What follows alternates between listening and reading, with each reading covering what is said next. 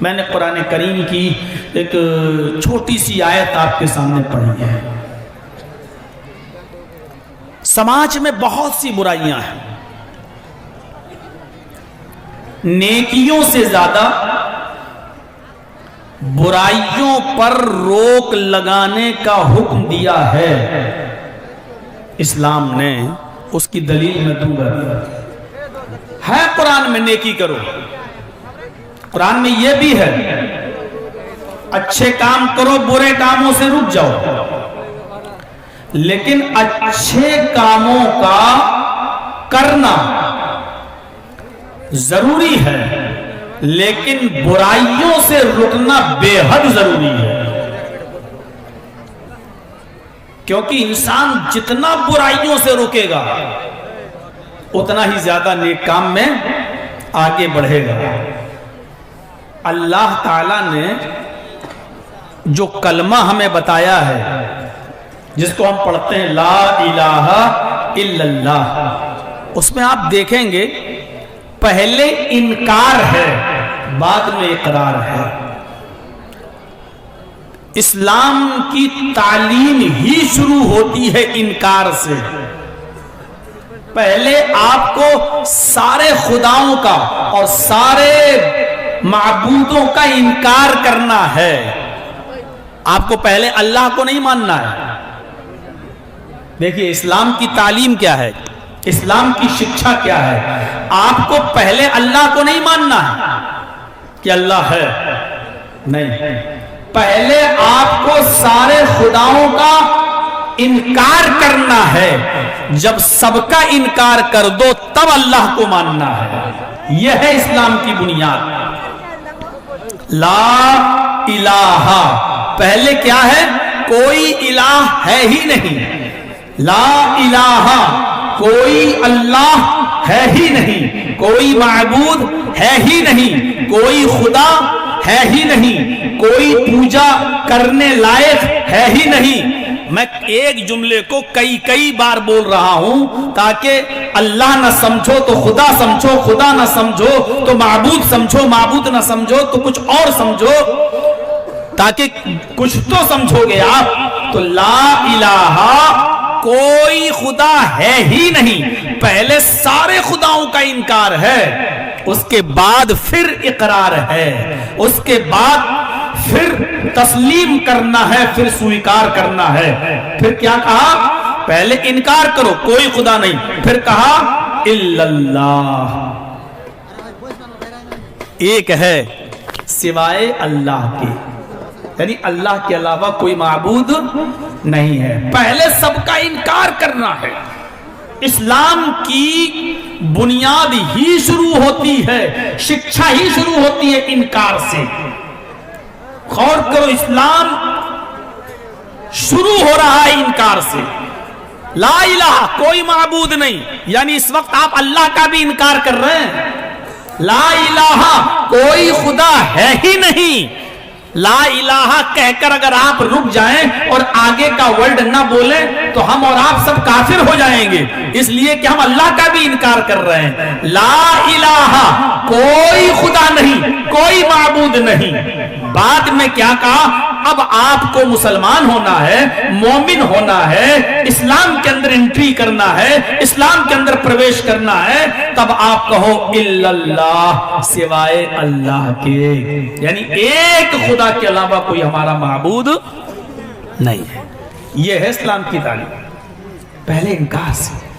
اسی طریقے سے نیکیوں کا حکم ہے، لیکن برائیوں سے روکنا اس سے زیادہ ضروری ہے۔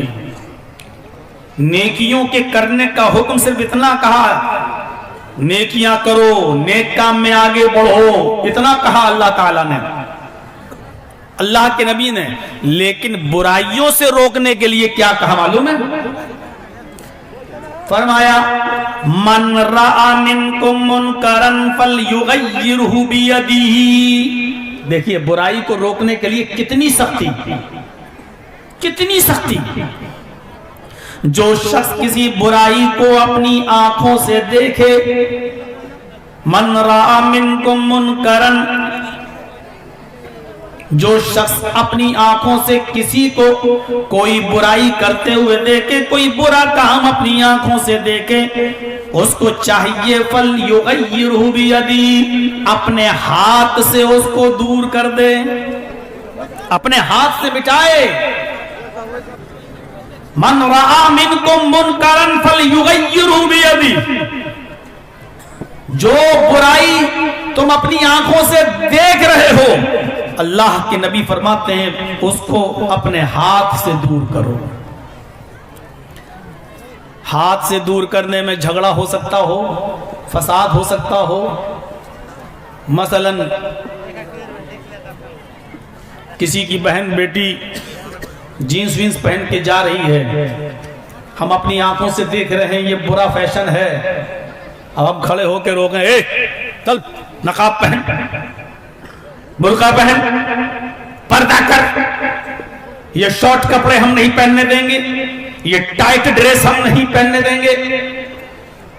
اب اس کے بھائی، اس کے باپ، اس کے رشتہ دار سامنے آ گئے، تیرے باپ کا کیا جا رہا ہے، میری بیٹی جا رہی ہے، گھوم رہی ہے، ہماری مرضی ہے، تم کون ہوتے ہو؟ فتنہ ہو سکتا ہے، فساد ہو سکتا ہے۔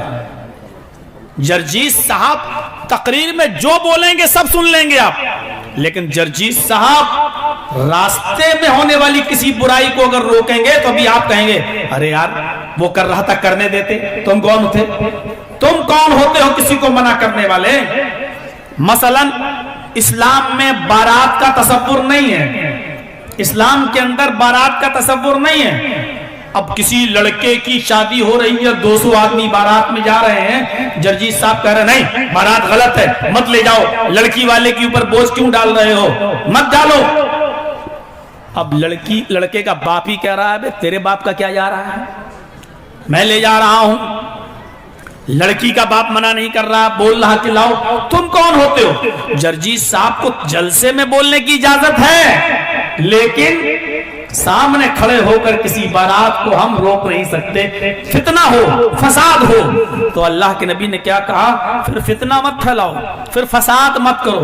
اگر آپ کسی برائی کو اپنے ہاتھ سے روک سکتے ہو تو روکو، ٹھیک ہے، ہم وہاں کی برائی نہیں روک سکتے، راستے کی برائی نہیں روک سکتے، لیکن اپنے گھر میں اپنے بیٹے اور بیٹیوں کی برائی تو روک سکتے ہیں۔ اپنے گھر کے تو ہم مالک ہیں، اپنے گھر میں ہونے والے کرتوت اور گناہوں سے تم اپنے گھر والوں کو روک سکتے ہیں۔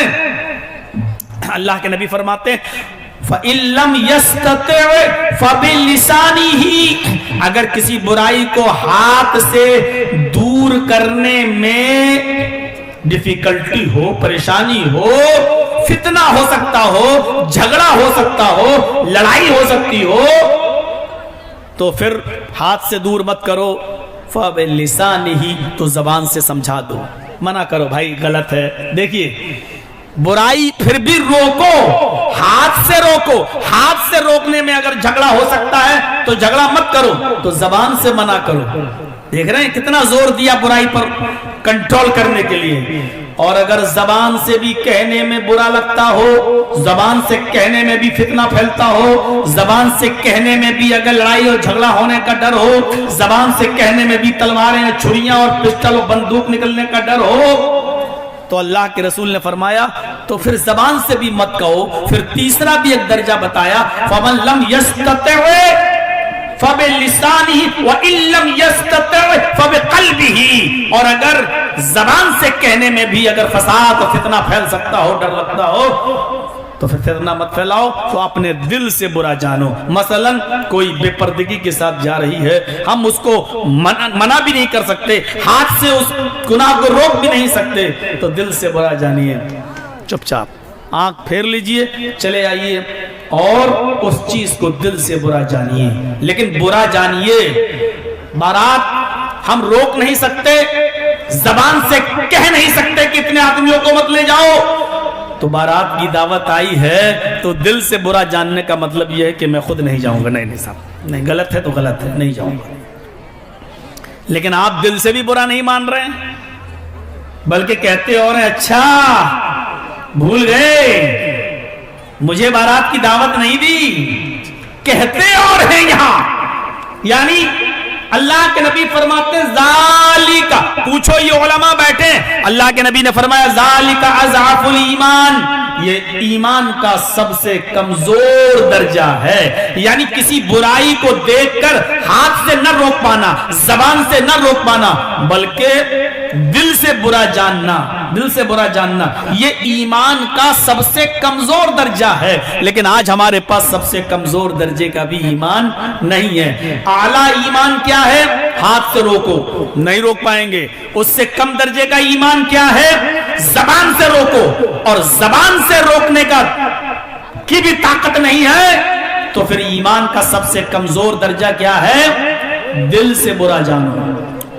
یہ تو لائٹ والا تو بڑا، ہم تو سمجھتے ہیں کہ انسانی آنکھ مارتا ہے، تو لائٹ بھی آنکھ مار رہی.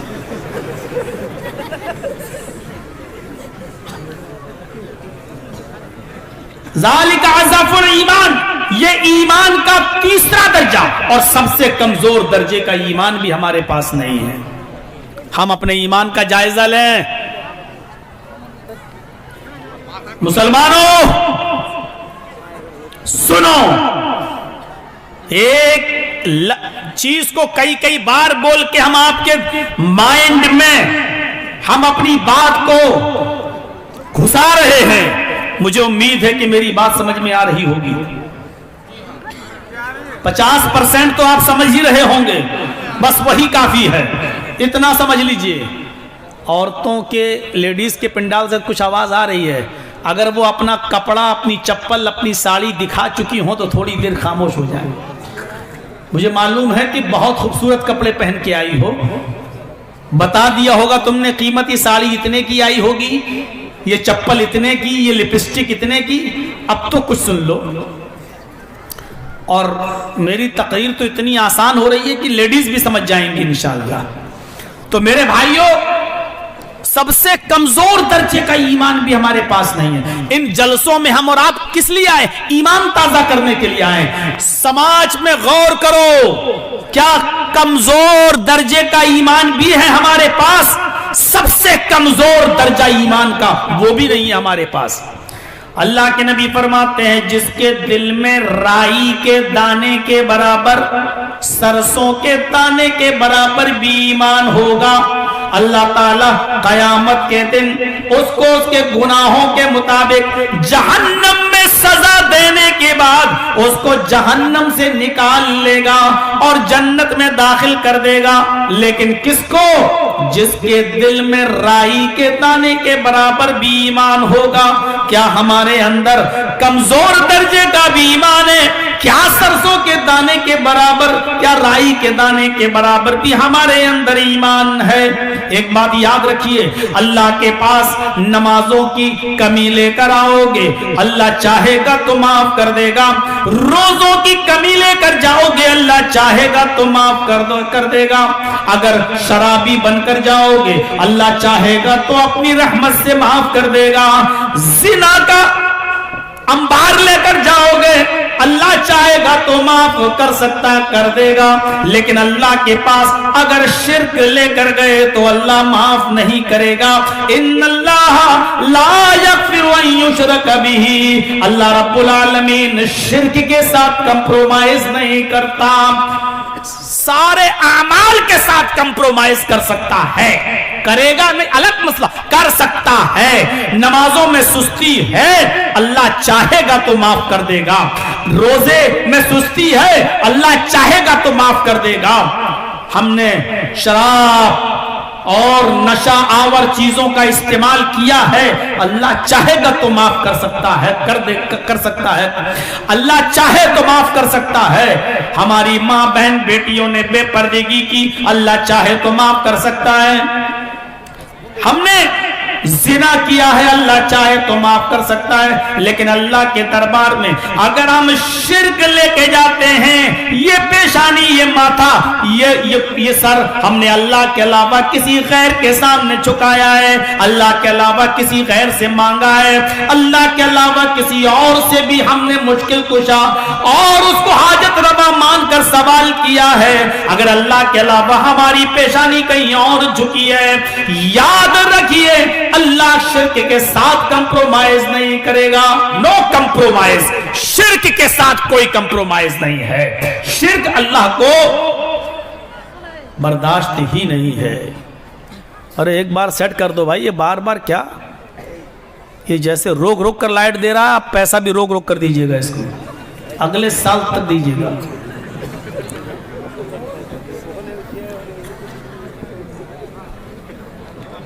تو سنیے، ہم سماج میں ہیں تو غور کریں کہ ہم برائیوں کو کنٹرول کیسے کریں، یہ ذمہ داری ہے۔ اچھا، حضرت عمر فاروق کا واقعہ سنا ہے؟ سنیے، بڑا اچھا لگے گا آپ کو، بہت اچھا لگے گا۔ دیکھیے کسی برائی کو کیسے روکتے تھے وہ۔ حضرت عمر فاروق رضی اللہ تعالیٰ عنہ ایک بار ایک مسجد میں نماز کے لیے چلے گئے۔ وہ تو خلیفہ تھے، امیر المومنین تھے، اور یہ بھی نہ سمجھ پاؤ تو سمجھ لو چیف منسٹر تھے اپنے علاقے کے۔ ایک مسجد میں گئے، نماز پڑھائی، اور نماز پڑھانے کے بعد ایک صحابی تھے، انہوں نے ایسے اپنی پگڑی اتاری، ایسے بالوں کو ایسے کیا جیسے آج کل ہمارا نوجوان لڑکا وہ فلمی ایکٹروں کی طرح ایسے۔ تو حضرت عمر فاروق نے دیکھا یہ سامنے کے اس کے بال کافی بڑے ہیں۔ دیکھیے بال پیچھے سے تھوڑے بڑھائے جا سکتے ہیں، لیکن سامنے سے بال، جس کو ہم بولتے ہیں ہپی کٹ، پیشانی کے بال، سامنے کے بالوں کو بڑھانے کی اجازت نہیں۔ اس کے سامنے کے بال بڑے ہوئے تھے۔ ہمارے ہاں بالوں کی اسٹائل کیا ہوتی ہے؟ پیچھے سے کٹ رہے ہیں ایسے، سامنے کے بڑھ رہے ہیں۔ اس کو ہمارے یو پی میں بولتے ہیں سور کٹ۔ یہ جو بال ہوتے ہیں نا، یہ سور کٹ بال ہے۔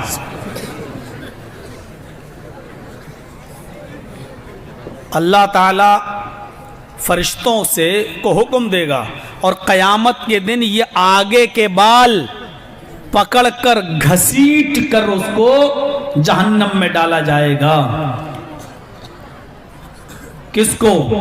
ابو جہل کے بارے میں فرمایا لَنَسْفَعًا بِالنَّاسِيَةِ، ہم اس کی پیشانی پکڑ کر، اس کا ماتھا پکڑ کر ہم اس کو گھسیٹتے ہوئے جہنم میں ڈالیں گے۔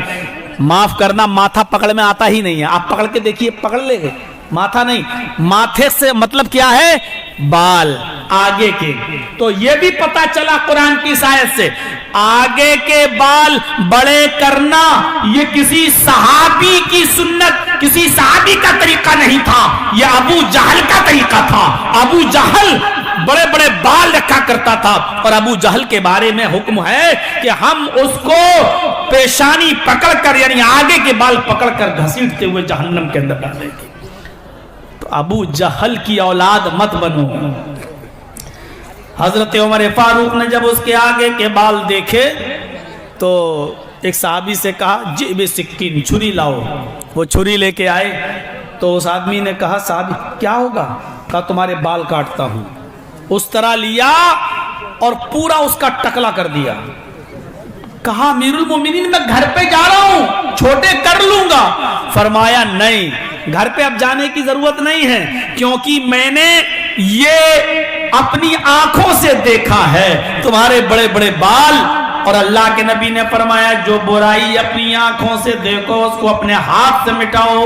اب یہ کام میں کروں گا، اپنے ہاتھ سے یہ بال میں کاٹوں گا۔ حضرت عمر فاروق نے اس طرح چلا کر اس کو بالکل ٹکلا کر دیا، جبکہ اس کو اجازت تھی، وہ کہہ بھی رہا تھا گھر جانے کے بعد میں بال چھوٹے کر لوں گا۔ حضرت عمر نے کہا نہیں، میں نے دیکھا ہے، اب اس برائی کو میں اپنی आंखों से देख चुका हूं तो अपने हाथ से इसको मिटाऊंगा। आप करके देखेंगे? चलो जर्जीत साहब को इजाजत दीजिए, मेरे सामने जितने लोग बैठे हुए एक एक करके बुलाऊं, क्या है इजाजत? अभी आप अपनी चप्पलों के साथ आएंगे और पीटना शुरू कर देंगे, कमीने। सीधे सीधे आया, कुरान हदीस सुना के जा, हम क्या कर रहे हैं हमें मेरे हाल पे छोड़ दे बस। आप ये इजाजत नहीं दे सकते हैं। हजरत उमर फारूक रज़ी अल्लाह ताला अन्हु ने एक आदमी को देखा, वो आगे जा रहा है और उसका ये पैजामा, सरवाल पैजामा जो था वो टखनों से नीचे था। ये टखना होता है ना, ये आपके यहाँ इसको जो भी बोलते हो, ये टखने से नीचे था, टखने से नीचे। हजरत उमर फारूक ने उसको आवाज दी, या अखी। पीछे थे इसलिए पहचान नहीं पाए कि कौन जा रहा है। आवाज दी, या रजुल, आए आदमी सुन। उसने पीछे मुड़ के देखा तो वो समझ नहीं पाया कि हजरत उमर किसको आवाज दे रहे। ऐसे देखा, फिर आगे जाने लगा। हजरत उमर फारूक रज़ी अल्लाह ताला अन्हु ने उसको फिर आवाज दी। उसने कहा कि पीछे मुड़ के देखा, मुझे आवाज दे रहे हैं। हजरत उमर ने कहा, ताल, इधर आओ। वो करीब आया। जब 10 कदम 15-20 कदम दूर पर रह गया तो हजरत उमर ने उसकी आंखों में आंखें डाल के कहा, अहाइज अंता। अरबी के जुमले देखिए, अहाइज अंता मतलब समझते हैं? क्या तुझे पीरियड आ रहा है? पीरियड किसको आता है? लेडीज को। औरत को महीना आता है ना, एक महीने में चंद दिन उनके जो पीरियड के होते हैं, ये लेडीज को आता है, फितरत है, ये नेचुरल चीज है। तो हजरत उमर फारूक ने उससे कहा, अहाइज अंता, क्या तुझे पीरियड आ रहा है? उसने देखा है, किसको कह रहे हैं भाई, मुझे तो नहीं कह सकते क्योंकि मैं तो मर्द हूं। कि हजरत उमर किसको कह रहे हैं? किसी लेडीज से कह रहे हैं। ऐसे देखा तो आगे पीछे कोई लेडीज ही नहीं। कहा, अमीरुल मोमिनीन, किससे कह रहे हैं? कहा, तुमसे। हंसने लगा। जैसे हम और आप कभी कभी मजाक कर लेते हैं अपने दोस्तों से, वो समझा हजरत उमर हमसे मजाक कर रहे हैं। हंसते हुए क्या है, मतलब हंसते हुए कहता, हल यहीजुर रजुल। सवाल देखिए उसका, अमीरुल मोमिनीन आपको क्या हो गया है? दिमाग ठीक है आपका? आप मुझसे कह रहे हैं पीरियड आ रहा है? तो हजरत उमर फारूक ने कहा, तुमसे ही कह रहा हूं। तो वो हंसते हुए कहता, हल यहीजुर रजुल, आपका दिमाग ठीक है? क्या मर्द को भी पीरियड आता है? क्या मर्द को भी महीना आता है? तो हजरत उमर फारूक ने कहा, तो क्या मर्द भी टखने से नीचे कपड़ा पहनता है? सवाल जवाब देखिए, क्या मर्द भी टखने से नीचे कपड़ा पहनता है? यानी टखने से नीचे कपड़ा पहनने का हुक्म तो अल्लाह के रसूल ने औरत को दिया है, वो टखने से नीचे कपड़ा पहनेगी, मर्द नहीं। हम क्या करते हैं, नमाज पढ़ने गए, इमाम साहब ने कहा टखने से टखना मिला लो, कदम से कदम मिला लो, पैर से पैर मिला लो, अपना कपड़ा टखने से ऊपर कर लो, तब हम मस्जिद में जाके ऊपर कर लिया, खोल लिया। अल्लाह के बंदे, ये सिर्फ नमाज के लिए नहीं है, नमाज के बाहर भी हमें और आपको कपड़ा टखने से ऊपर रखना है। तो हजरत उमर ने कहा, क्या मर्द भी टखने से नीचे कपड़ा पहनता है? उसने कहा, क्या मर्द को भी महीना आता है? तो हजरत उमर ने कहा, क्या मर्द भी टखने से नीचे कपड़ा पहनता है? यानी टखने से नीचे कपड़ा पहनने का हुक्म अल्लाह के नबी ने औरत को दिया है, मर्द को नहीं। फिर एक सहाबी से कहा, ये भी सिक्कीन, छुरी लाओ। छुरी आ गई। उसने कहा, अमीरुल मोमिनीन क्या करेंगे? कहा कि ये टखने से नीचे जो कपड़ा उसको मैं काटूंगा। उसने जल्दी से ऊपर किया और कहा, अमीरुल मोमिनीन देखिए, मैं घर जा रहा हूं, छोटा कर लूंगा। हजरत उमर फारूक ने कहा, नहीं, अब मैंने इसको अपनी आंखों से देख लिया है, इसलिए अल्लाह के नबी की हदीस पर मैं अमल करूंगा। मन रआ मिनकुम मुनकरन फलयुगय्यिरु बियदी, जो बुराई अपनी आंखों से देखो पहले उसको अपने हाथ से दूर करो, मिटाओ। अल्लाह ने मुझे ये ताकत दी है, मैं अमीरुल मोमिनीन हूं, मुझे ये पावर है, मैं इस बुराई को अपने आंखों से देखने के बाद अपने हाथों से मिटा सकता हूं। छुरी से उसका पैजामा काट दिया, पिंडली के बराबर कर दिया, यहां तक कर दिया। कहा जाओ, अपनी आंख से कोई बुराई आप देखते थे तो उसको अपने हाथ से दूर करते थे। हम समाज और सोसाइटी में रह रहे हैं, कितनी ताकत है आपको, और आपके समाज में, आपके मुआशरे ने, आपकी सोसाइटी ने आपको कितना पावर दिया है बुराई को अपने हाथों से दूर करने का। कोई पावर है आपके पास? बोलिए। हम उलमा के पास एक गांव में 20 मौलाना हैं, बताइए इन 20 उलमा के पास क्या पावर है? क्या वो बारात के खिलाफ बोल सकते हैं? बोल सकते हैं तो क्या बारात के खिलाफ एक कमेटी बना सकते हैं कि जो बारात लेके जाएगा हम उसका निकाह नहीं पढ़ाएंगे, या जो बाराती बनकर आएंगे हम उसका निकाह नहीं पढ़ाएंगे, या जो लड़का जहेज मांगेगा, दहेज की डिमांड करेगा, हम ऐसे लड़के का निकाह नहीं पढ़ाएंगे? क्या है? क्या ये पावर आपने दिया है? क्या इन उलमा के पास वो अथॉरिटी, वो पावर है? नहीं मेरे भाइयों, जब ये पावर आप दे नहीं रहे हैं, हमारे हाथ में ये पावर है नहीं। आप कह सकते हैं और आपका कहना जायज है, वजह है, ठीक है, आप कह सकते हैं अरे मौलवी लोग तो खुद अपने लड़कों की शादी में दहेज लेते हैं और जहेज मांगते हैं। मेरे भाइयों आप कह सकते हैं, लेकिन समाज के अंदर ये बुराई उलमा और अवाम सबके अंदर, हमारे और आपके सबके अंदर है। इस बुराई को रोको। अल्लाह के नबी फरमाते हैं बुराई को रोकने पर ज्यादा जोर दिया गया है। यहां तक आ गया अपनी आंख से देखो तो अपने हाथ से दूर करो, ये ताकत ना हो तो जबान से दूर करो, जबान से कहने में भी फितना फसाद हो तो कम से कम अपने दिल से बुरा जानो, अपने दिल से बुरा जानो। आज हम दिल से भी तो बुरा नहीं जानते हैं, दिल से भी हम बुरा नहीं जानते। या अय्युहल्लज़ीना आमनुत्तकुल्लाह वल तंजुर नफ्सुम मा क़द्दमत लिग़द, किसी भी बुराई को रोकने के लिए तकवा होना बहुत जरूरी है। हमारे पास अगर तकवा नहीं है, परहेजगारी नहीं है, अल्लाह का डर नहीं है, तो हम किसी बुराई को छोड़ ही नहीं सकते। डर होना जरूरी है। हमारे और आपके अंदर डर होना बहुत जरूरी है। अल्लाह का डर, जब तक डर नहीं होगा हम किसी बुराई को छोड़ ही नहीं सकते। मसलन आप दो आदमी लड़ गए, अब हमें उन दोनों के दरमियान सुलह कराना है, हमें पंचायत पंच बना दिया गया है, फैसला करना है। अब हम दो आदमी मिलकर फैसला करेंगे, लेकिन इन दो आदमियों का फैसला हमें करना है, इसमें एक हमारा रिश्तेदार है।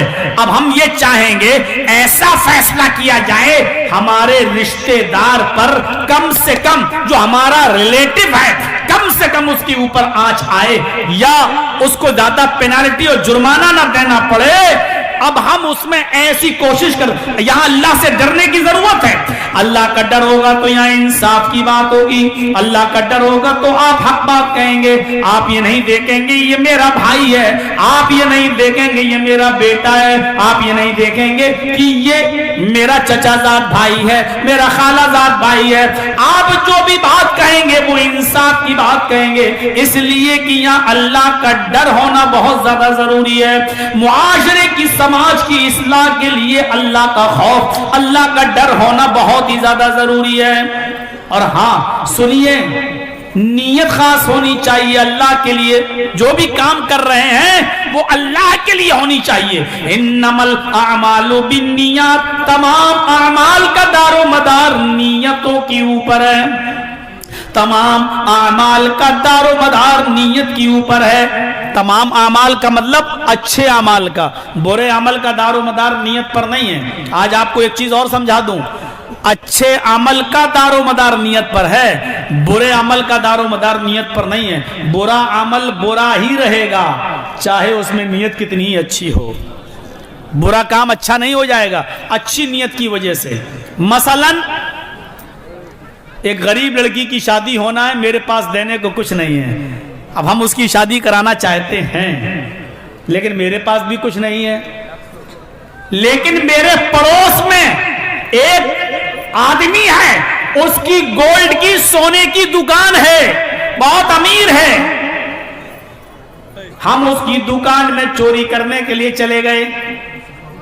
ارے یار 2-4 تولہ سونا 2-4 بھری سونا لے لیتے ہیں, ایک غریب لڑکی کی شادی کر دیں گے, کیا برائی ہے اس میں, غریب کی شادی ہو جائے گی, اور اس آدمی کے پیسے میں کیا کمی, تو بہت پیسے والا ہے. ہم گھس گئے, تھوڑا سا سونا ہم نے چرا لیا, اور سونا چوری کرنے کے بعد ہم اس غریب لڑکی کو دے دیتے ہیں, اس کے ماں باپ کو دے دیتے ہیں, لو اپنی بیٹی کی شادی کرا دو. سونا ہم نے اپنے لیے استعمال نہیں کیا, اس سونے کو میں نے غریب آدمی کی بیٹی کے لیے دے دیا ہے.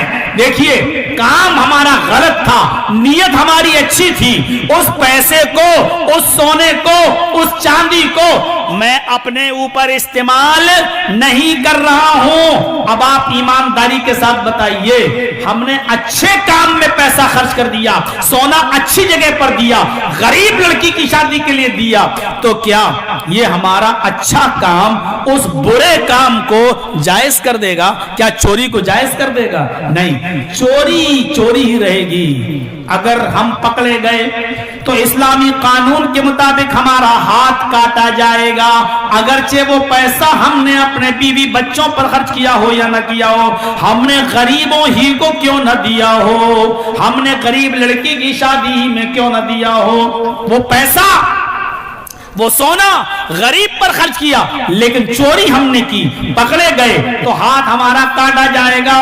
اس لیے تمام اچھے عمل کا دار و مدار نیت پر ہے, برے عمل کا دار و مدار نیت پر نہیں ہے.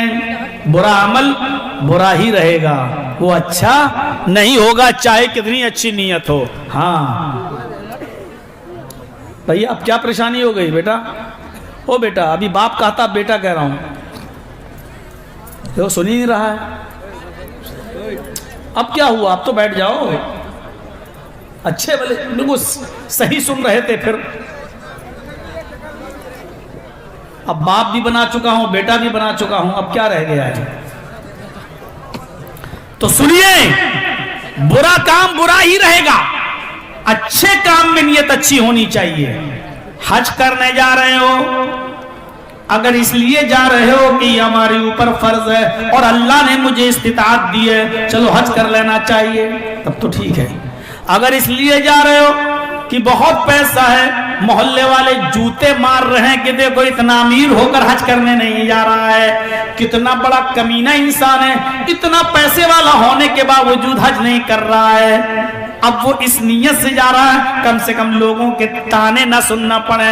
اب آپ حج کرنے جا رہے ہو تو اب آپ کا یہ حج اللہ کے یہاں قبول نہیں ہوگا, کیونکہ کام تو آپ کا اچھا ہے لیکن نیت اچھی نہیں ہے. آپ نے سنیچر کو نماز نہیں پڑھی, اتوار کو مسجد میں نہیں دکھے, سوموار کو مسجد میں نہیں دکھے, منگل کو نہیں آئے, بدھ کو بازار میں گھومتے رہے, اور جمعرات کو گروار کے دن آپ بازار میں دکان پہ بیٹھے رہے, پورے ہفتے آپ مسجد میں نہیں دیکھے, لیکن جمعے کے دن 11 بجے مسجد میں جا کر بیٹھ گئے. آج مولانا جرجیت صاحب خطبہ دیں گے, نہا دھو کر اگلی صف میں جا کر بیٹھ گئے, جنت الفردوس بھی لگا لی, سعودیہ کا رومال بھی گلے میں ڈال لیا, اگلے صف میں آ کر بیٹھ گئے. اگر آپ اس لیے گئے کہ آج جمعہ کا دن ہے, بڑا خیر و برکت کا دن ہے, اللہ تعالیٰ پہلے آنے والے کو ایک اونٹ کی قربانی کا ثواب سے نوازتا ہے, اگر آپ اس لیے گئے تو اللہ کے یہاں ثواب پائیں گے. لیکن آپ اس لیے جمعے کی نماز پڑھنے کے لیے گئے کہ اگر ہم جمعہ بھی نہیں پڑھیں گے تو گاؤں والے محلے والے یہ کہیں گے کتنا ناکارہ ہے, کتنا کمینہ ہے, جمعے تک کی نماز نہیں پڑھتا ہے, دیکھو کتنا بڑا اللہ کا نافرمان ہے, کتنا بڑا پاپی ہے, کتنا بڑا دھرمی ہو چکا ہے, اس کو جمعہ تک کی نماز نصیب نہیں ہوتی ہے, جمعہ تک نہیں پڑھتا ہے. آپ اس مقصد سے اس لیے مسجد میں گئے تو اللہ رب العالمین کے یہاں یہ نماز کی کوئی وقت نہیں ہے, اس جمعے کے دن کی نماز کی کوئی حیثیت اللہ کی نظر میں نہیں ہے. اچھے کام میں نیت اچھی ہونی چاہیے. اللہ نیت ہی کو دیکھتا ہے, اللہ نیت ہی کو دیکھتا ہے. قیامت کے دن اسی نیت پر ہمیں اور آپ کو اٹھایا جائے گا. فرمایا تقوی نیت میں بھی ہونا چاہیے. اذا التقى المسلمان بسيفيهما فالقاتل والمقتول في النار. مسلم شریف کتاب الجہاد کے الفاظ پر نظر ڈالیے جو میں نے ابھی پڑھے ہیں. اللہ کے نبی کیا فرماتے ہیں؟ جب دو مسلمان تلوار لے کر باہر آ جائیں, غور سے سننا, میں اسپیڈ اپنی سلو کر رہا ہوں تاکہ آپ کو سمجھا سکوں. جب دو مسلمان تلوار لے کر باہر آ جائیں, ہم چھری کہہ سکتے ہیں, آج کے زمانے میں ہم بندوق کہہ سکتے ہیں, پسٹل کہہ سکتے ہیں, خنجر کہہ سکتے ہیں. جب دو مسلمان دو خطرناک ہتھیار لے کر باہر آ جائیں, وہ اس کو مارنا چاہے, وہ اس کو مارنا چاہے, یہ اس پر حملہ کرے, وہ اس پر حملہ کرے. اذا التقى مسلمان بسیفیہما, جب دو مسلمان اپنی اپنی تلواروں کے ذریعے, اپنے اپنے خنجروں کے ذریعے باہر آ گئے اور دونوں ایک دوسرے پر حملہ کر رہے ہیں, دونوں ایک دوسرے کو مارنا چاہتے ہیں, تو ظاہر ہے ایک جیتے گا اور ایک ہارے گا, ایک پراجت ہوگا اور ایک وجے ہوگا, ایک جیتے گا ایک ہارے گا, ایک مارے گا اور ایک مرے گا. ایک مر گیا, ایک نے مار دیا. دو نکلے تھے اور دونوں نے حملے کیے ایک دوسرے پر, ایک مر گیا اور ایک مارا. اب کون جہنم میں جائے گا, مارنے والا یا مرنے والا؟ آپ کچھ بھی کہیں, لیکن اللہ کے نبی فرماتے ہیں فالقاتل والمقتول فی النار, دونوں جہنم میں جائیں گے. جو مر گیا ہے وہ بھی جہنم میں جائے گا, مارنے والا بھی جہنمی, مرنے والا بھی جہنمی. حالانکہ مرنے والے نے مارا نہیں ہے, قاعدے سے عقل یہ کہتی ہے کہ مارنے والے کو جہنم میں جانا چاہیے کیونکہ مجرم تو مارنے والا ہے, اس کو جہنم میں جانا چاہیے. لیکن رسول اللہ فرماتے ہیں فالقاتل والمقتول فی النار, مارنے والا بھی اور مرنے والا بھی, قاتل بھی اور مقتول بھی, دونوں جہنم میں جائیں گے. صحابہ نے کہا اللہ کے رسول ایسا کیوں, ایسا کیوں؟ یہ تو عقل میں بات نہیں آ رہی. جو بیچارہ مر گیا, جو مارا گیا, جو قتل ہو گیا, وہ جہنم میں کیوں جائے گا؟ حاذل قاتل, یہ قتل کرنے والا تو یہ ہے, اس کو جہنم میں جانا چاہیے, یہ نہیں جائے گا, وہ جا رہا ہے. مرنے والا بھی جہنم میں جا رہا, ایسا کیوں؟ تو اللہ کے نبی نے جو جملہ کا, جو ورڈ کا, اس کو سنیں. آپ نے فرمایا مرنے والا بھی جہنم میں اس لیے جائے گا انہو کانا حریصن علی قتل صاحبہ, کیونکہ مرنے سے پہلے اس کے دل میں بھی یہ نیت تھی کہ میں اس کو ماروں, وہ بھی یہ چاہتا تھا کہ میں اس کو قتل کر دوں. اس نیت کی وجہ سے وہ جہنم میں وہ بھی جائے گا, کیونکہ مارنے کی نیت سے تو وہ بھی نکلا تھا. تلوار, خنجر, پسٹل, بندوق تو اس نے بھی پکڑ رکھی تھی, وہ بھی تو مارنا ہی چاہتا تھا, اس کے دل میں بھی یہ نیت تھی کہ میں اس کو ماروں. نیت کی وجہ سے جہنم میں جائے گا. بھائی آپ حج کرنے کی نیت سے نکل گئے, گھر سے حج کرنے جا رہے ہیں, راستے میں موت آ گئی تو آپ کو حج کا ثواب ملے گا, اس لیے کہ آپ تو حج کی نیت کر چکے تھے. آپ ظہر کی نماز پڑھنے کے لیے گھر سے نکلے, وضو بنایا, مسجد تک پہنچے نہیں, ایکسیڈنٹ ہو گیا اور آن اسپاٹ آپ انتقال کر گئے, مر گئے, تو آپ کو ظہر کی نماز کا پورا ثواب ملے گا. اس لیے کیونکہ آپ ظہر کی نیت کر چکے تھے, آپ تو نکلے تھے ظہر کی نماز پڑھنے کے لیے, آپ نے بھلے ہی نہ پڑھی ہو, اس سے پہلے آپ کو موت آ گئی, لیکن ظہر کی نماز کا ثواب آپ کو ملے گا. یہی ہے, آپ گھر سے تلوار لے کر نکلے اس کو مارنے کی نیت سے, بھلے ہی آپ نے نہ مارا ہو, آپ مر گئے ہو اس کی تلوار سے, لیکن جہنم میں آپ بھی جائیں گے, کیونکہ نیت آپ کی بھی یہ تھی کہ میں اپنی تلوار سے اس کو ماروں. ہاں سوچئے ہم کتنے گناہ کرتے ہیں, لیکن اللہ کتنا مہربان ہے. ہم زنا کے ارادے سے نکلے، کسی لڑکی نے بلایا فون کر کے، ہم غلط کام کرنے کے لیے نکلے، نیت ہے غلط کام کرنے کی، راستے میں ایکسیڈنٹ ہو گیا اور ہم مر گئے، تو یہاں اللہ تعالی ہمیں زنا کا گناہ نہیں دے گا۔ اللہ کہتا ہے اگرچہ تو نے نیت کی تھی لیکن تو نے زنا کیا نہیں تھا، اس لیے جب تک تو کر نہیں، یعنی کوئی برا کام کرنے کا ہم نے ارادہ کیا لیکن پھر اس کام کو ہم نہیں کر پائے، تو اللہ تعالیٰ اس وقت تک ہمارا گناہ نہیں لکھتا جب تک کہ ہم اس کام کو کر نہ ڈالیں، لیکن نیکی لکھ لیتا ہے تاکہ میرے بندے کی نیکیوں میں اضافہ ہو جائے۔ یہ اللہ رب العالمین کی رحمت ہے، اللہ رب العالمین کی رحمت ہے اپنے بندوں کے اوپر۔ تو نیت تقوی کے اندر، تقوی میں نیت شامل ہے۔ ہم اپنی زندگی کے اندر تقوی پیدا کریں، اللہ سے ڈرو۔ یا ایھا الذین آمنوا اتقوا اللہ، ہر ایمان والو اللہ سے ڈرو، وَلْتَنْظُرْ نَفْسٌ مَا قَدَّمَتْ لِغَدٍ، اور ہر انسان کو غور کرنا چاہیے کہ کل قیامت کے دن کے لیے اس نے کیا تیاری کر رکھی ہے۔ دیکھو جانے لگے نا، جو لوگ جا رہے ہیں یہاں کے لوگ وہاں بیٹھتے جائیں، جگہ ملتی جائے گی۔ وہ دیکھو ہم نے کہا تھا نا بزرگ لوگ پہلے اٹھیں گے۔ تو میرے بھائیوں، آج بہت سمپل اور سادہ لفظوں میں آپ کو سمجھا رہا ہوں۔ تقوی میں نیت ہونی چاہیے، نیت تقوی میں نیت بھی شامل ہے، اور تقوی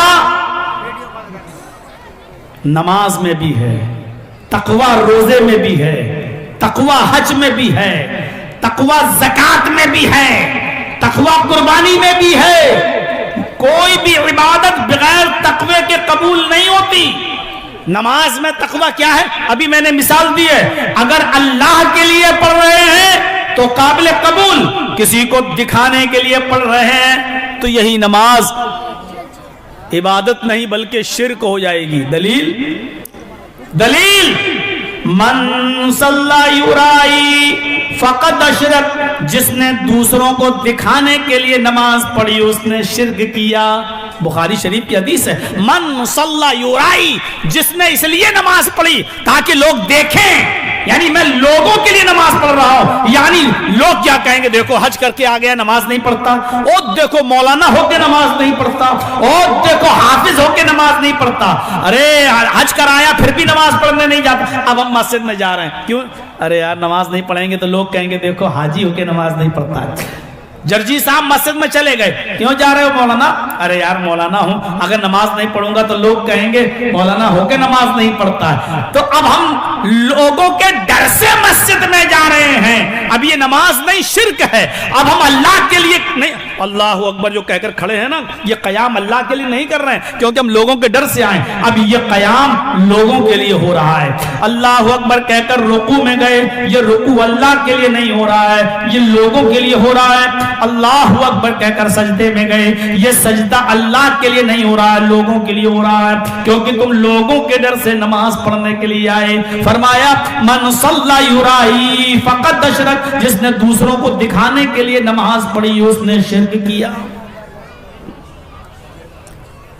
نماز میں تقوی ہونا چاہیے، روزے میں تقوی ہونا چاہیے۔ ابھی 12 مارچ کے آس پاس رمضان کا مہینہ شروع ہو جائے گا۔ یہ روزے کا کیا مقصد ہے؟ روزے کا کیا مقصد ہے؟ روزہ کیا ہمیں اور آپ کو بھوکا اور پیاسا رکھنے کے لیے آتا ہے؟ نہیں۔ کیا اللہ تعالیٰ ایک مہینہ ہمیں اور آپ کو بھوکا اور پیاسا رکھ کر پورے سال کا رزق اکٹھا کر لیتا ہے کہ ایک مہینہ نہیں کھلائیں گے تو پورے سال ہمارا بیلنس چلتا رہے گا؟ اکٹھا کرتا ہے؟ نہیں۔ روزے کا مقصد اس نے خود بیان کیا کہ ہم نے یہ روزے تمہارے اوپر کیوں فرض کیے۔ یا ایھا الذین آمنوا کتب علیکم الصیام کما کتب علی الذین من قبلکم لعلکم تتقون، اے ایمان والو، اے مسلمانوں، ہم نے تمہارے اوپر رمضان کے روزے فرض کیے ہیں جیسے تم سے پہلے کے لوگوں پر ہم نے فرض کیے تھے، لعلکم تتقون، ان روزوں کو فرض کرنے کا مقصد یہ ہے، ان کو فرض کرنے کا ریزن یہ ہے تاکہ تمہارے اندر اللہ کا ڈر پیدا ہو جائے، لعلکم تتقون، تاکہ تمہارے اندر تقوی پیدا ہو جائے، اللہ کا ڈر پیدا ہو جائے۔ ہاں، جتنا روزے میں اللہ کا ڈر پیدا ہوتا ہے کسی اور عبادت میں نہیں ہوتا ہے۔ آپ مجھ سے پوچھ سکتے ہیں جرجی صاحب آپ نے ظہر کی نماز کہاں پڑھی؟ ہم جھوٹ بول سکتے ہیں صاحب فلاں مسجد میں پڑھی۔ آپ فلاں مسجد میں گئے، وہاں کے امام صاحب سے پوچھا کیا مولانا صاحب آئے تھے ظہر میں؟ یا انہوں نے کہہ دیا نہیں، پتہ چل گیا۔ ہم نے نماز پڑھی یا نہیں پڑھی پتہ چل گیا، لیکن کتنے روزے دار بے روزے دار ایسے ہیں جو صبح سحری بھی نہیں کرتے، روزہ بھی نہیں رہتے، لیکن آپ کے ساتھ بیٹھ کر روزہ افطار کرتے ہیں، کھاتے ہیں اور پیتے ہیں، اور ہمیں پتہ ہی نہیں چلتا کہ یہ روزے سے ہے یا نہیں ہے۔ روزے کا علم صرف اللہ کو ہے۔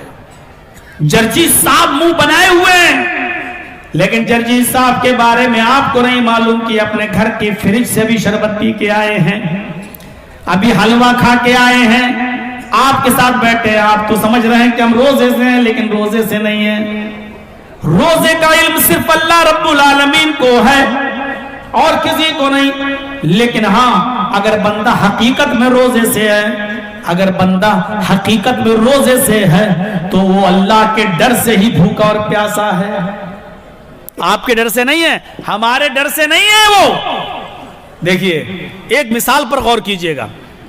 ہاں ٹھیک ہے، بہت اچھا کر رہے ہیں آپ لوگ، جائیے تاکہ سکون ہو جائے۔ یہ بوڑھے لوگ بیچارے جا رہے ہیں اپنے گھر، چاچا لوگ چاچیاں سب سو گئی ہوں گی، کیا کریں گے جا کے سمجھ میں نہیں آ رہا۔ بیٹھے رہنا چاہیے یہاں بیچاروں کو چپ چاپ۔ سنیے گا، جو روزہ رکھ رہا ہے وہ حقیقت میں اللہ کے ڈر سے ہی رکھا ہوا ہے۔ بتاؤں، دیکھیے سحری کی، سحری اور ادھر اذان ہوئی، اللہ اکبر اللہ اکبر، جلدی سے اٹھے سحری کر کے ہم، اذان ہوئی پھر لیٹ گئے۔ کچھ لوگ ایسا ہوتا ہے 3-4 بجے سحری کا ٹائم ختم ہو رہا ہے، 3:30 بجے آنکھ کھل گئی، جلدی سے کھایا پیا پھر لیٹ گئے، اذان ہوئی سستی آ گئی، اور اللہ اتنی دیر کے بعد۔ اچھا کہاں گئے وہ؟ ایک صاحب تھے بیچارے، ہم کو لینے گئے تھے وہاں مالدہ میں، وہ کہہ رہے بھی چائے آ رہی ہے، 1.5 گھنٹہ ہونے والا چائے ہوا ہے۔ اللہ آپ کو ایک اور نیک بیوی عطا فرمائے۔ پیتے رہیں گے، صحیح دعا ہے نا؟ نہیں، جس کی 2 بیویاں ان سے پوچھو۔ السلام علیکم۔ چلیے کوئی اعلان؟ আসসালামু আলাইকুম। বলছিলাম যে আমাদের অত্র মাদ্রাসা ছাত্ররা দাঁড়িয়ে থাকবে, আপনারা যারা যারা ইচ্ছুক আছেন দান দেওয়ার জন্য আপনারা প্রতিশ্রুতি দিয়ে দিবেন। আমাদের মৌলানা সাহেব আপনার কাছে দান চাইবেন না, উনি বক্তব্য রাখবেন, যার জন্য আপনারা যারা দান দিতে ইচ্ছুক তারা দিয়ে দিবেন। আমি বাংলা বুঝতে পারবেন কিন্তু বলতে পারবেন না, सब समझ गए। दान वान दीजिए, मौलाना के हाथ में दीजिए दीजिए, वो सब हम समझ में आ रहा हमको, लेकिन बस हम बोल नहीं पाते। दिक्कत ये है, नहीं पीते जाएंगे सब। तो सुनिए, अजान हुई फजर में और सोया हुआ है, बीवी उठा रही है, उठो। बहुत अच्छी मिसाल दे रहा हूं, शायद रमजान में हम तो आते नहीं हैं यहाँ, इसलिए ये आपको रमजान में बहुत काम आएगा ये वाकया। देखिए अल्लाह का डर नमाज से ज्यादा रोजा पैदा कर रहा है। सहरी खाई, लेट गए, अजान हुई, बीवी ने कहा चलो उठो नमाज तो पढ़ के आओ। अरे रोजे से हो, सहरी किए हैं, नींद आ रही है, नहीं पढ़ी नमाज। 8 बजे उठे, अब नमाज पढ़ रहे हैं, ठीक है। जोहर की नमाज पढ़ के आए, बीवी ने खाना लगा दिया, लो खाओ। अरे पागल है क्या, میں روزے سے ہوں. کیسے معلوم؟ ارے میں نے سحری کی تھی کہ نہیں تمہارے ساتھ؟ ہاں تو روزے سے ہو تو کیا مطلب کھانا کھا لو، کوئی دیکھ تھوڑی رہا ہے. میں کسی کو نہیں بولوں گی. ارے پاگل ہے کیا؟ نہیں کھا لو، میں کسی کو نہیں بولوں گی، لو چپکے سے کھا لو. ارے کسی کو بولنے کی بات نہیں، میں روزے سے ہوں. ارے اللہ تو دیکھ رہا ہے، کوئی دیکھ رہا ہو یا نہ دیکھ رہا ہو، اللہ تو دیکھ رہا ہے. ارے اللہ کے بندے، جب تو فجر کی نماز پڑھنے نہیں گیا تب اللہ نہیں دیکھ رہا تھا کیا؟ جب اذان کی آواز سنی تو مسجد کے اندر تب نہیں گیا؟ اپنی بیوی سے بولا چھوڑو نیند آ رہی ہے، اس وقت تجھے یہ خیال کیوں نہیں آیا کہ اللہ دیکھ رہا ہے؟ اللہ کا ڈر کیوں نہیں؟ آج تو کیوں نہیں کھا رہا؟ نہیں صاحب اللہ دیکھ رہا ہے. آخر وقت تک نہیں کھا رہا ہے.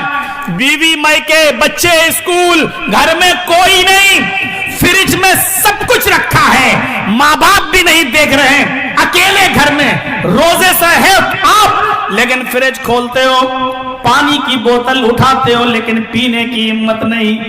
کوئی نہیں دیکھ رہا ہے، اس کے باوجود نہیں پی رہے ہو. کیوں؟ اللہ تو دیکھ رہا ہے.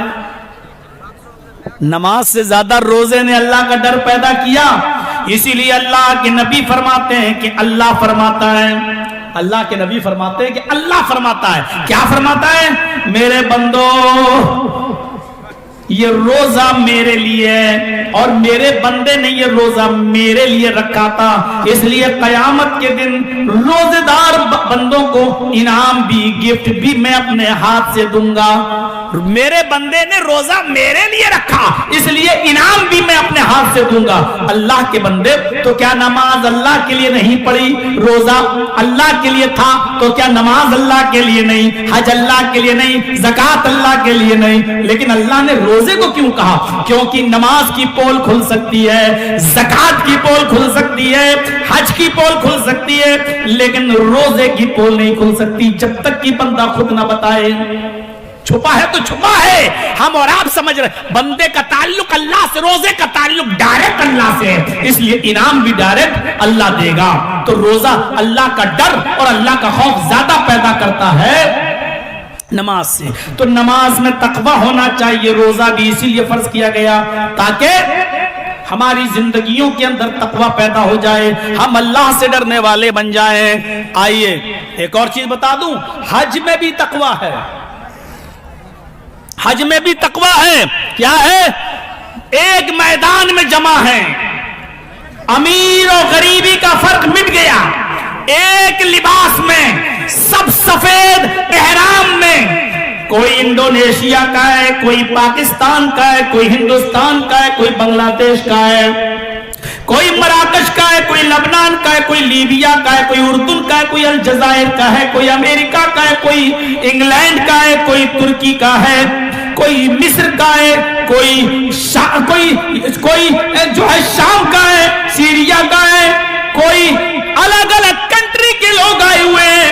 میرے بھائیو، سارے کے سارے لوگ 9 تاریخ کو عرفات کے میدان میں جمع ہیں.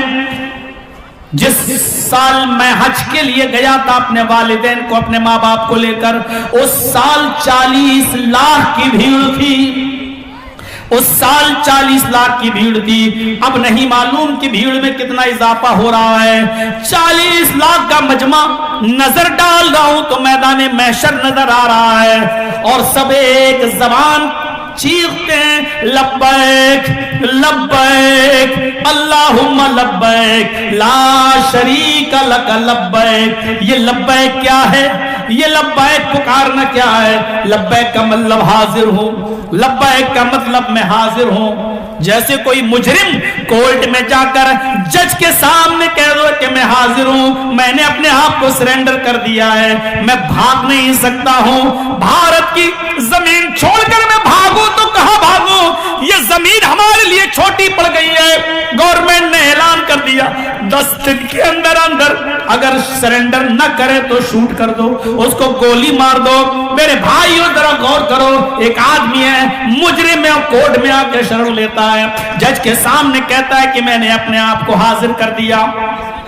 یہ پوری دنیا کے چپے چپے سے جانے والا ایک مسلمان 40 لاکھ کا مجمع آج کہہ رہا کہ اللہ تیری بنائی ہوئی زمین سے ہم گناہ کر کے بھاگ نہیں سکتے ہیں، ہم اپنے گناہوں کا بوجھ اپنے سر کے اوپر لاد کر تیرے دربار میں ہم آئے ہیں۔ اے اللہ میں نے اپنے آپ کو حاضر کر دیا ہے، میں سرنڈر ہوں۔ اے اللہ آج اگر تو نے میرے گناہوں کو معاف نہ کیا تو کون میرے گناہوں کو معاف کرے گا؟ اوپر سے آواز آتی ہے، اللہ آسمان دنیا پر آ جاتا ہے، اللہ پہلے آسمان پر آ جاتا ہے اور فرشتوں سے کہتا ہے اے فرشتوں تم گواہ رہنا میں نے اپنے بندوں کے گناہوں کو معاف کر دیا ہے۔ ایسے ہم نے اپنے کن بندوں کے گناہوں کو دھو دیا ہے جیسے دھوبی کی بھٹی میں کپڑے کا میل کچیل صاف ہو جاتا ہے، جیسے ماں کے پیٹ سے پیدا ہونے والا بچہ گناہوں سے پاک ہوتا ہے، ویسے ہی میں نے آج اپنے بندے کو گناہوں سے پاک کر دیا ہے۔ آج میں نے اپنے بندوں کے گناہوں کو مٹا دیا ہے، تم گواہ رہنا۔ میرے بھائیوں اس حج کا تعلق بھی تقوی سے ہے، کیونکہ وہاں امیری اور غریبی کا فرق مٹ چکا ہے، امیری اور غریبی کا فرق مٹ چکا ہے۔ ہم کیا کسی کے لیے قربانی دیں گے؟ ہم کیا کسی کے لیے کچھ سوچیں گے؟ فلسطین کا حال دیکھ ہی رہے ہیں آپ، اسرائیل کا ظلم دیکھ ہی رہے ہیں آپ، اور آپ کو یاد ہوگا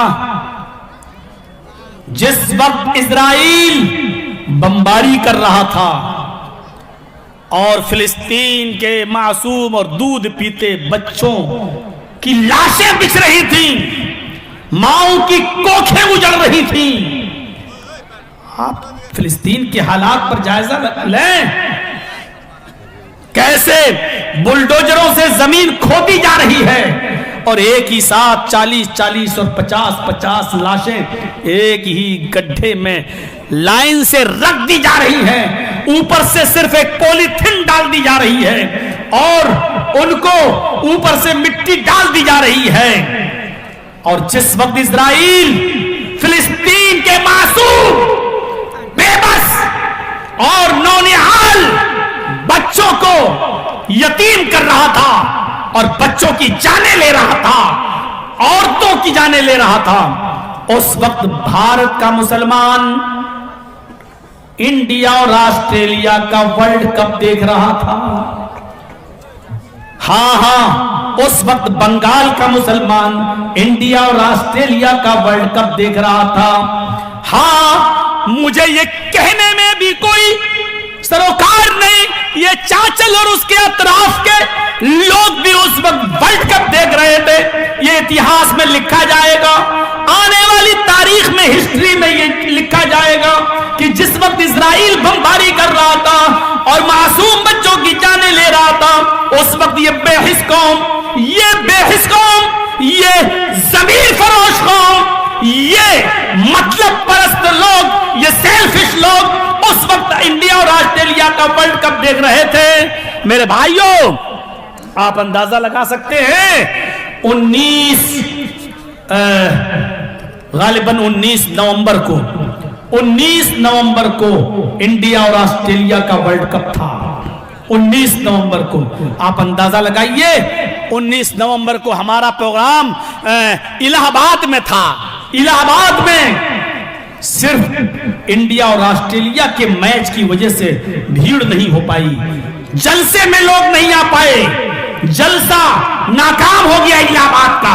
19 نومبر کا جلسہ صرف اس لیے ناکام ہوا کیونکہ وہ وقت انڈیا اور آسٹریلیا کا فائنل میچ کا وقت تھا اور مسلمان میچ دیکھ رہے تھے۔ یہ چیز اتہاس میں لکھی جائے گی، ہسٹری میں لکھی جائے گی کہ جس وقت اسرائیل اپنے ظلم و ستم کے پہاڑ توڑ رہا تھا اور فلسطین کے لوگ اپنی آزادی کی جنگ لڑ رہے تھے اور جام شہادت نوش کر رہے تھے، اس وقت ہندوستان کا مسلمان انڈیا اور آسٹریلیا کا ورلڈ کپ دیکھ رہا تھا۔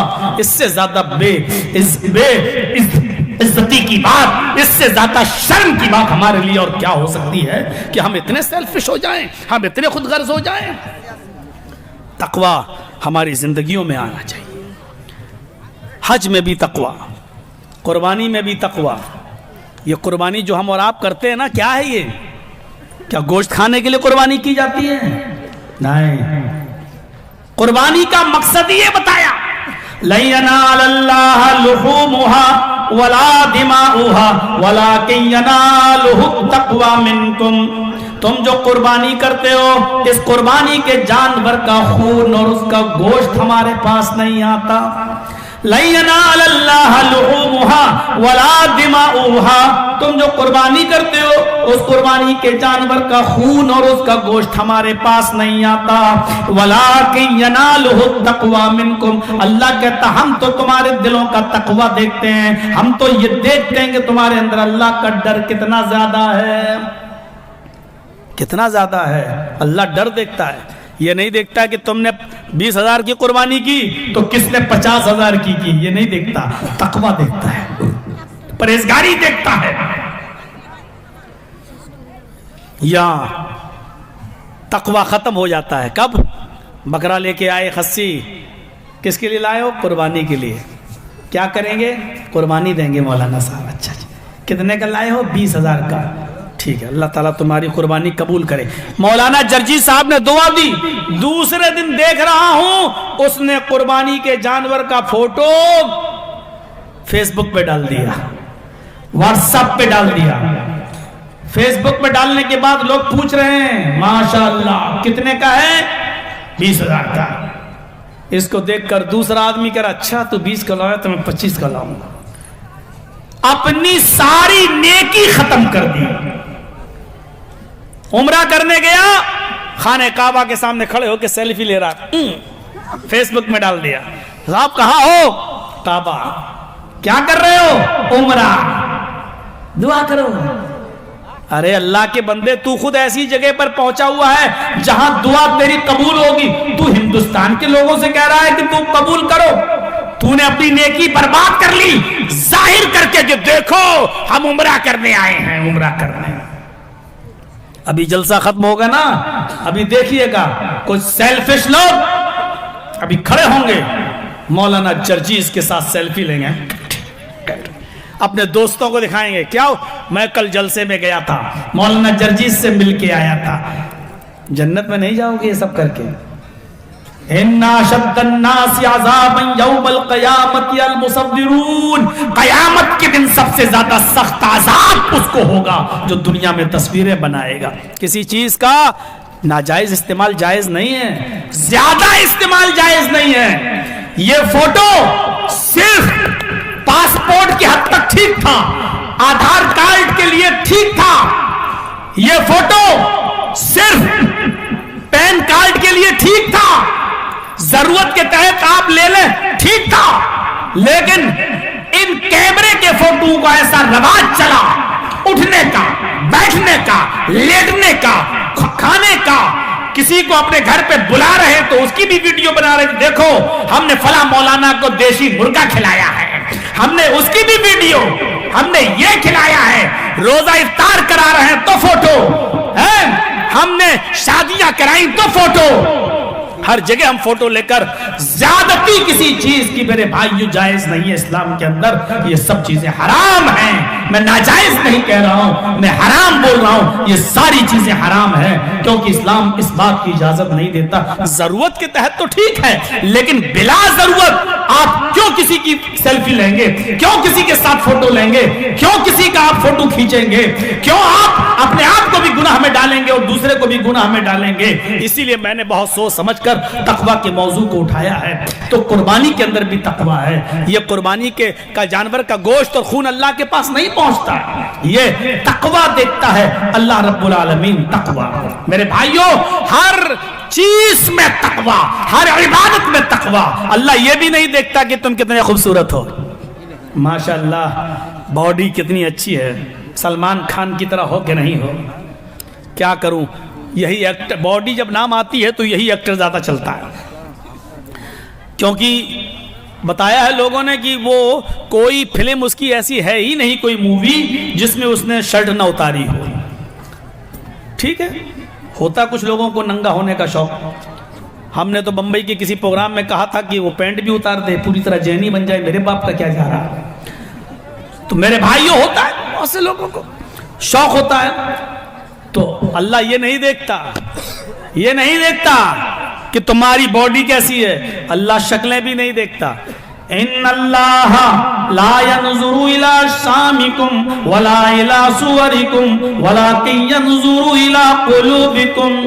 اللہ تمہارے جسموں کی طرف نظر نہیں ڈالتا, تمہاری شکلوں کو بھی نہیں دیکھتا کہ تم کتنے ہینڈسم ہو, کتنے خوبصورت ہو, کتنے گورے ہو, کتنے چٹے ہو, تمہاری باڈی کیسی ہے. ولکن ينظر الى قلوبکم, وہ تمہارے دلوں کی طرف دیکھتا ہے. مکے کی سرزمین پر, مدینے کی چلتی ہوئی سڑکوں پر سب سے زیادہ کالا کلوٹا اگر کوئی آدمی ہے تو اس کا نام حدیث کی کتابوں میں بلال کے نام سے آتا ہے, جو بہت ہی زیادہ کالے تھے. حدیث کی کتابوں میں کلحمہ کا لفظ آیا ہے, یعنی کوئلے سے زیادہ کالے. لیکن دیکھو اللہ کے نبی نے اذان دینے کا شرف انہیں کو دیا ہے. وہ خانہ کعبہ کے در و دیوار پر کھڑے ہو کر اذان دیا کرتے تھے. یہ بلال حبشی ہیں. مدینہ میں جانے کے بعد کہنے لگے اللہ کے نبی میں نکاح کرنا چاہتا ہوں, شادی کی خواہش ہے, میں بھی چاہتا ہوں کہ نکاح کروں. یہ کالا کلوٹا انسان, حبشی النسل انسان, افریقہ کے جنگلوں کا رہنے والا انسان, مکے مدینے کی سرزمین پر نکاح کا نکاح کی خواہش ظاہر کرتا ہے. تو مدینے کے بڑے بڑے انصاریوں نے, بڑے بڑے امیروں نے اپنے گھر کے دروازے کھول دیے اور کہنے لگے بلال آؤ, اے بلال آؤ, میرے گھر میں آ جاؤ, پانی پی لو, میری بیٹی پانی لے کر تمہارے پاس آئے گی, میری بیٹی کا چہرہ دیکھ لو, میری بیٹی کے ہاتھ کی ہتھیلیاں دیکھ لو. اے بلال میری بیٹی سلام کرنے آپ سے پاس آئے گی, آپ میری بیٹی پر نظر ڈال لو, میری بیٹی چاند کا ٹکڑا ہے, میری بیٹی بڑی خوبصورت ہے. اے بلال اگر میری بیٹی تمہیں پسند آ جائے تو میں اپنی بیٹی کا نکاح آپ کے ساتھ کرنے کو تیار ہوں. حضرت بلال نے یا نکاح کی خواہش, نکاح کی شادی کی اچھا ظاہری کی تھی کہ عرب کے بڑے بڑے امیروں نے اور رئیسوں نے اپنی بیٹیوں کا پیغام دینا شروع کر دیا. وہ لوگ شکل و صورت نہیں دیکھا کرتے تھے, وہ یہ دیکھا کرتے تھے کہ بلال کے اندر تقوی کیا ہے, بلال اللہ والا کتنا ہے, نمازی کتنا ہے, اللہ سے ڈرتا کتنا ہے. اس لیے کہ مدینے کے لوگوں نے یہ سنا تھا, اللہ کے نبی نے کہا تھا اے بلال ایسا کون سا عمل کرتے ہو, ایسا کون سا کام کرتے ہو. میں نے دیکھا جنت کے اندر, جب میں جنت میں گیا اللہ نے مجھے جنت دکھائی. معراج کے موقع پر میں نے جنت کے اندر تمہارے جوتوں کی آواز سنی ہے, یعنی مجھے بلال تمہارے جوتوں کی آواز جنت میں سنائی دی. یعنی اللہ نے مجھے بتا دیا کہ بلال کو میں جنت دے کر رہوں گا. سمجھ لو کہ بلال جنت میں ہے. یقین نہ آئے تو بلال کے جوتوں کی آواز سن لو.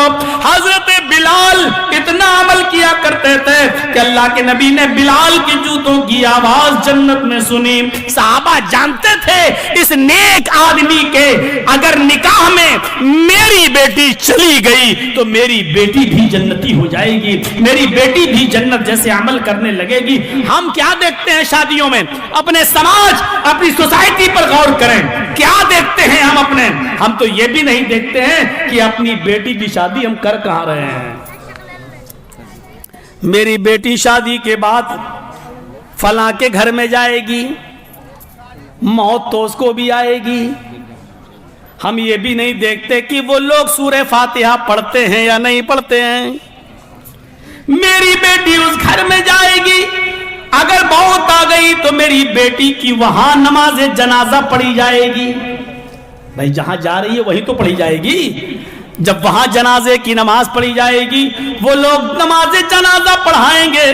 اللہ اکبر, سبحانک اللہم و بحمدک و تبارک اسمک و تعالی جدک و لا الہ غیرک.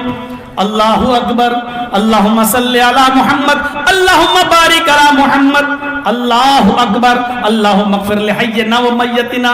सूरह फातिहा न इमाम पढ़ेगा न मुक्तदी पढ़ेंगे। और हमारा अकीदा तो यह है, हमारा ईमान तो यह है, ला सलात लिमन लम यक़रा बिफातिहतिल किताब। कोई भी नमाज हो, फर्ज हो, सुन्नत हो, नफिल हो, जमात के साथ हो, अकेले हो, इनफिरादी हो, इज्तिमाई हो, जनाजा हो, ईद की हो, बकरा ईद की हो, कसूफ की हो, खसूफ की हो, सूरज ग्रहण की हो, चांद ग्रहण की हो, कोई भी नमाज हो जिस नमाज में सूरह फातिहा नहीं पढ़ी जाएगी वो नमाज नहीं होगी। हमने अपनी बेटी को अपनी जिंदगी में से घर में भेज दिया, मरने के बाद गोया कि उसको बगैर जनाजे के दफन कर दिया गया है। हम अपनी बेटी की आखिरत भी नहीं देखते, हम अपनी बहनों की आखिरत भी नहीं सोचते। मेरे भाइयों, ताज्जुब का लिबादा उतार के जरा अपनी बहनों बेटियों के रिश्तों के बारे में सोचो कि हमारी बेटियों की और बहनों की शादी हम कहां कर रहे हैं। सिर्फ प्रॉपर्टी देखी है, अच्छा रोजगार देखा है, लड़का इंजीनियर देखा है, दुनियादारी तो देख ली, लेकिन ये नहीं देखा कि मेरी बेटी मरेगी तो उसका जनाजा पढ़ा भी जाएगा या नहीं पढ़ा जाएगा। हम नहीं देखते। आप बेटियों के और बहनों के सही बाप नहीं है, सही भाई नहीं है। आप उनकी दुनिया तो देखते हैं लेकिन आखिरत नहीं देखते हैं। हम क्या करेंगे? सुलेमान इब्ने यसार का वाक़या आपने सुना है, कितने बड़े ताबई गुजरे हैं। सुलेमान तैमी इंतकाल के वक्त रोने लगे। लोगों ने पूछा, एक दिन तो सभी को जाना है, आंखों में आंसू क्यों हैं, रो क्यों रहे हैं? एक दिन हमें भी जाना है, आपको भी जाना है। सुलेमान तैमी का जवाब था, आज मैं अपने एक गुनाह को याद करके रो रहा हूं जो गुनाह मुझसे 25 साल पहले हुआ था। 25 साल से मैं तौबा कर रहा हूं, पता नहीं अल्लाह ने मेरी तौबा को कबूल किया है या नहीं किया। लोगों ने पूछा, वो कौन सा गुनाह है? सुलेमान तैमी का जवाब सुनो। लोगों ने पूछा, वो कौन सा गुनाह है जो तुम आज याद कर रहे हो? अल्लाह गुनाहों को माफ करने वाला है। शिर्क न किया हो तो अल्लाह माफ कर देगा, और शिर्क भी किया है तो फिर से आप कलमा पढ़िए और असर नौ ईमान ले आइए, अल्लाह माफ कर देगा। शिर्क की हालत में मौत अच्छी नहीं है। कहा शिर्क तो नहीं किया है, कहा फिर क्या गुनाह है?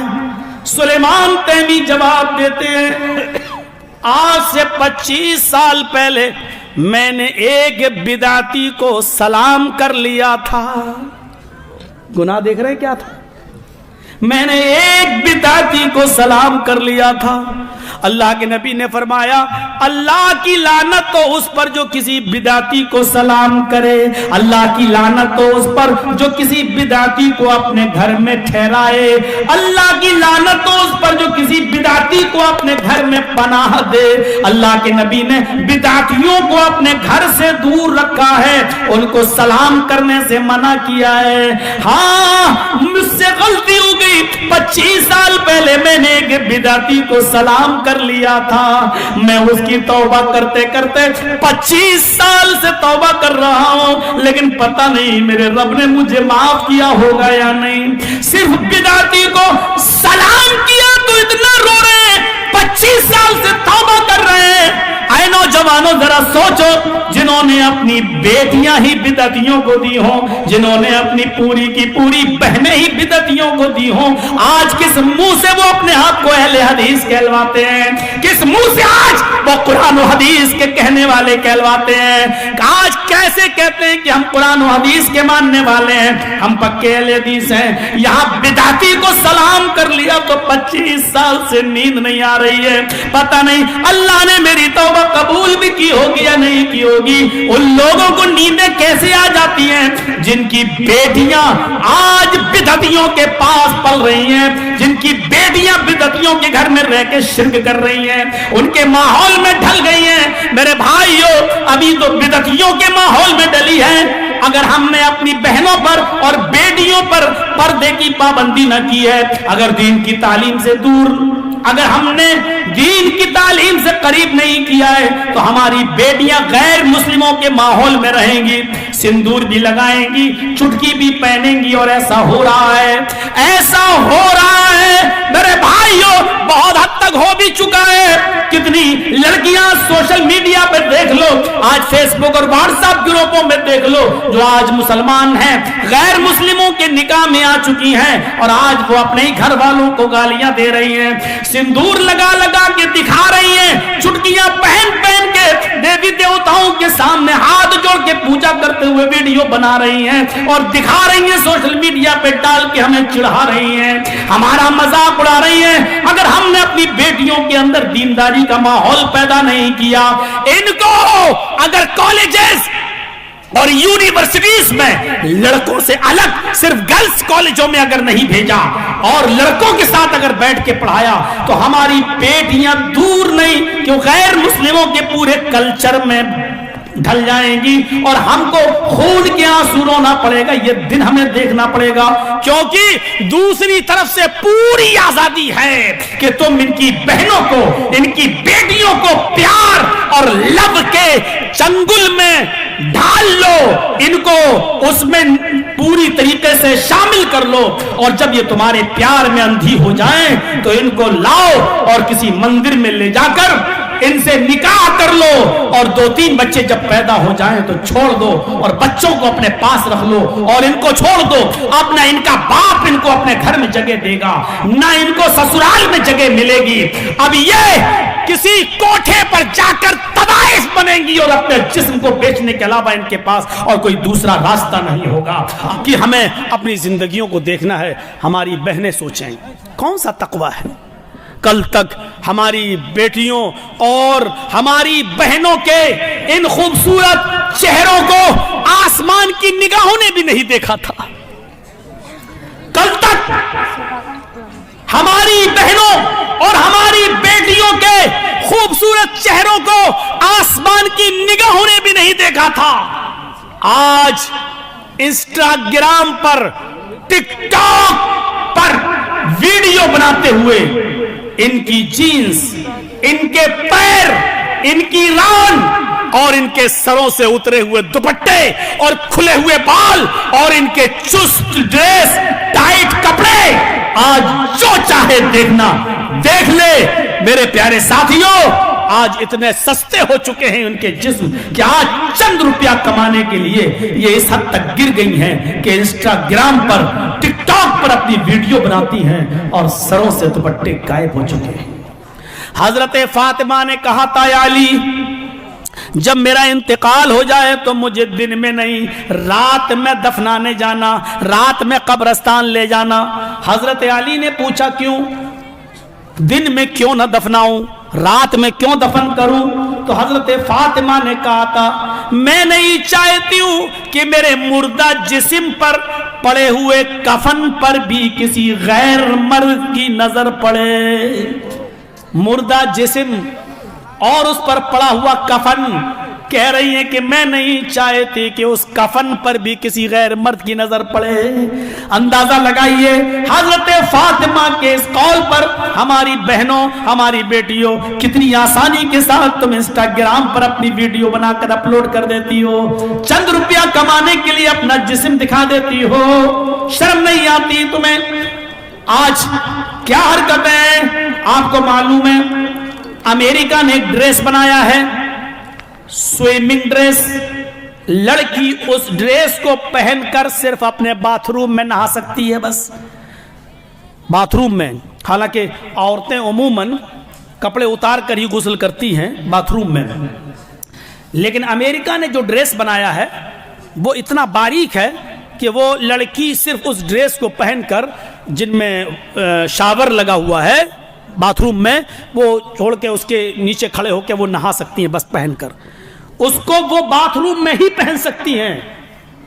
बाथरूम में नहाने के बाद اس کو باتھ روم ہی میں اتار کے دوسرے کپڑے چینج کر کے وہ باہر نکل سکتی ہے. یعنی اتنا باریک, اتنا خراب کپڑا ہے, لیکن وہ لڑکیوں کے لیے بنایا ہے. اس کو پہن کر صرف باتھ روم میں جا کر وہ غسل کر لے, نہا لے. جانتے ہو اس ڈریس کو بامبے کی ایک لڑکی نے پہن کر اپنے گھر سے سیدھے نکلتی ہے, اپنی اسکوٹی چلاتی ہے, اور اس اسکوٹی سے اکیلے اس کپڑے کو پہن کر جوہو چوپاٹی آتی ہے, اور جوہو چوپاٹی کے سمندر کے پانی سے وہ نہاتی ہے, اور اسی ڈریس کو پہن کر وہ اپنے گھر جاتی ہے. افسوس اس بات پر نہیں ہے, افسوس اس بات پر ہے کہ ویسٹرن کلچر سے پربھاوت ہونے والی غیر مسلم لڑکیاں بھی اس ڈریس کو پہن کر نکلنے سے توبہ کرتی ہیں. نہیں پہنی ہے. اس ڈریس کو پہن کر نکلنے والی ایک لڑکی مسلمان کی لڑکی تھی, اور مسلمان کی نہیں. افسوس اس بات کا ہے کہ وہ ایک حاجی کی بیٹی تھی. ذرا آپ اندازہ لگائیں گے ہم کہاں جا رہے ہیں, ہماری تہذیب کہاں جا رہی ہے. اور میڈیا چیختی آزادی آزادی.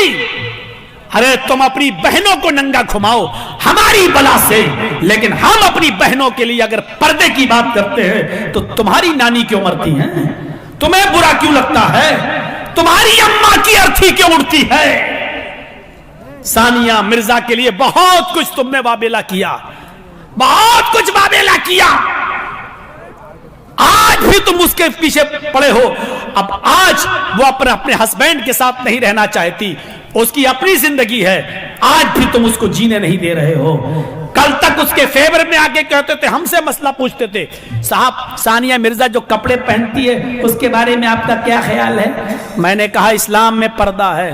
ثانیہ مرزا اسکرٹ پہن کے کھیلتی ہے, آپ کا کیا خیال ہے, آپ کیا کہتے ہیں. میں نے کہا بھائی اس کا نام کیوں لے رہا ہے تو, میں بول رہا ہوں اسلام میں پردہ ہے. نہیں ثانیہ کے بارے میں بتاؤ. میں نے کہا میں کسی نہ ثانیہ نہ بانیہ میں کسی کو نہیں جانتا ہوں, میں صرف اتنا جانتا ہوں کہ اسلام میں پردہ ہے. صاحب اگر وہ اسکرٹ پہن کے گھوم رہی ہے تو آپ کو کیا اعتراض ہے. ہم نے کہا تیری بہن ننگی بھی گھومے, ہمیں اس پر بھی اعتراض نہیں ہے. بڑا بدتمیز ہے. ہم نے کہا بس ہو گیا ہو گیا. ہم نے کہا تم اپنی بہن کو ننگا گھماؤ, میرے باپ کا کیا جا رہا ہے. اسکرٹ بھی مت پہناؤ, تیرے باپ کا کیا جا رہا ہے. یہی کلیا چک بھی آیا تھا انٹرویو لینے کے لیے ہم سے, یہی کلیا چک کی بات بتا رہا ہوں, آیا تھا. میں نے یہی کہا تھا تم اپنی بہن کو اسکرٹ بھی مت پہناؤ, میرے باپ کا کیا جا رہا ہے. بھائی جینیوں کے بابا ننگے گھومتے, میرے باپ کا کیا جا رہا ہے. ہم تو یہ بتائیں گے نا کہ اسلام میں پردہ ہے. میں تو یہ بتاؤں گا کہ ہندو دھرم میں بھی پردہ ہے.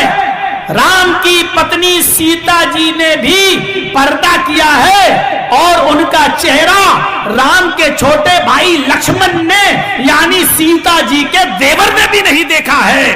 اور دیور نے جب ناک کی نتھنی ملی تو کہا تھا ہنومان سے یہ نتھنی کس کی ہے.